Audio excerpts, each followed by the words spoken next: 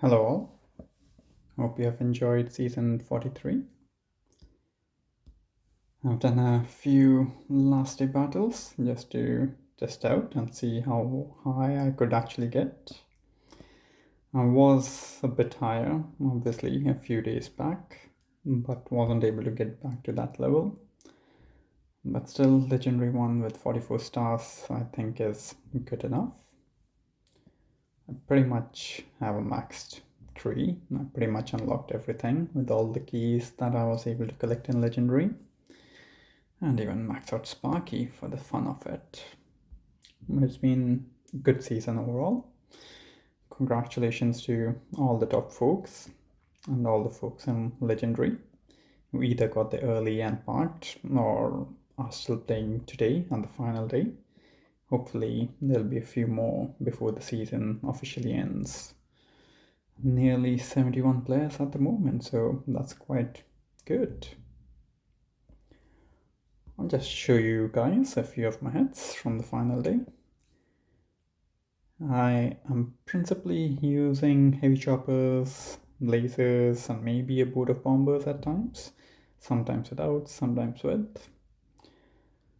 And the key sort of pattern that I'm going for with these spread bases is to get the initial ERs on the left side and then flare up and get my troops to split so that they can take down the ERs and defenses on both sides. Sometimes I have to do a reflare so that I get more troops in a particular area. And then I'm just going to bar out the engine room on the lower right corner. Just have to bar out the sky shield, which is common in most of the bases. But generally, with the extra GB after 7 ER, you do have that gunboat to bar out and a shield as well as an engine room. Most of the hits will be of a similar nature, barring a few different layouts. This one using 2 heavy choppers, 1 boat of bombers, and the rest laser rangers. I was lucky there not to lose a lot more laser rangers, but obviously Kavan can keep bringing them back. However, you don't really want to lose too many of them either. So just be careful when you're doing a final day push so that you can finish as high as you possibly can. After that, it was a case of just Hail Marrying the ERs with laser rangers, which is not as fast as it is with bombers, but it can still work.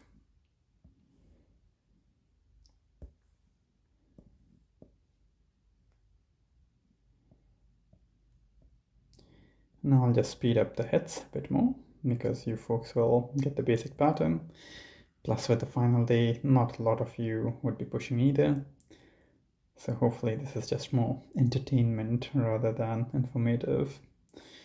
I kind of ignored the flotsam cannons, to be honest, because they're generally in a position where Gawan can either re-heal my troops back, or they're just so out of the way that I don't really need to even worry about it.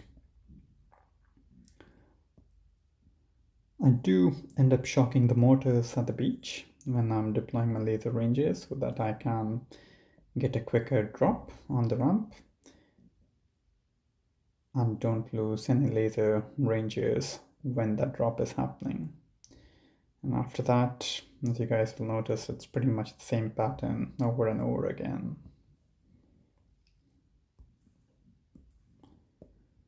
Do 24.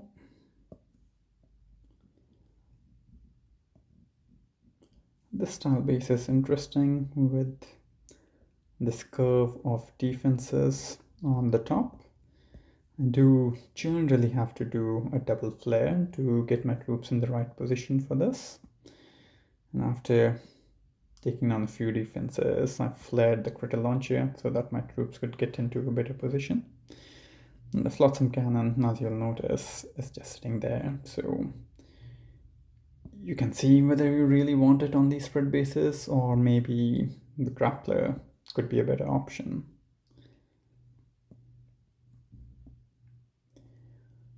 This one does have the grappler instead of flotsam, but to be honest, it did not really bother with my style of hitting, because I'm trying to get my troops into position as quickly as possible for the top corner, because that's where the defenses take longer to kill down. Yes, the laser ranges are less, and the shock launcher keeps everything locked down. This was a close one, 1 second win. A different sort of a layout, so I can slow the hit down on this. I'm going to shock the mortars and the grappler and rocket launcher as well, just so that command doesn't run in front, because that can happen. But after the initial portion of the hit is done, it will just follow the same pattern. I've parted out the sky shield over there. I'm going to take down the ERs and then flare my troops up so that they can get into a better position and get as many troops over there as possible. And then I can kill down the ER while my troops focus on the top ER.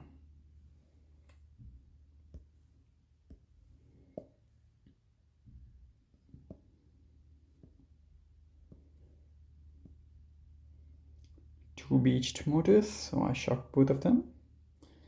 I can kind of ignore the rocket launchers and the shock launcher generally if the troops are well positioned, so you'll probably have to see whether they are going to damage your laser ranges or whether they're going to target your heavy choppers or heavies.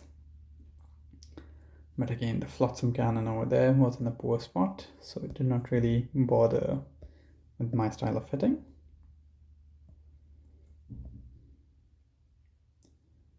This is kind of a replica of the previous hit, borrowing microwaver instead of the flotsam cannon. So everyone is trying to protect against seekers, because if you don't, the seekers can really take your base down at like 240s, sometimes even higher than that. And I did try a few seeker hits earlier, but I was not getting consistent timings with them.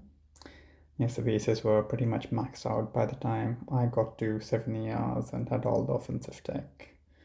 There's probably a day or so where seekers were effective for me. But apart from that, I've just been using laser ranges, and they seem to be good enough in terms of time also on these bases.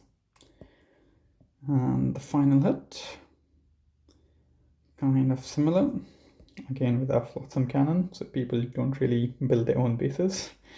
They just copy the bases. I generally try to build my own most of the times. Sometimes I'll use one as a blueprint and then make changes based upon what I feel is better.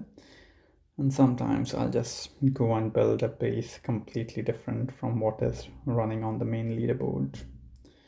So you guys would also probably want to try to see how you can start building and designing new bases. Because any sort of new base at the end of the season is probably more advantageous than any other tech that you could unlock, because everyone would be playing at even tech, so your base design skills can come into play. And with that, folks, I think I'll stay where I am. I ideally did want to try for top 5, but the star difference is just too high. I don't think I'll get enough matches, and with like one loss it's minus 15 or minus 17 stars. But hopefully I can finish within the top 10, unless a lot of guys decide to push on the final day, which generally doesn't happen.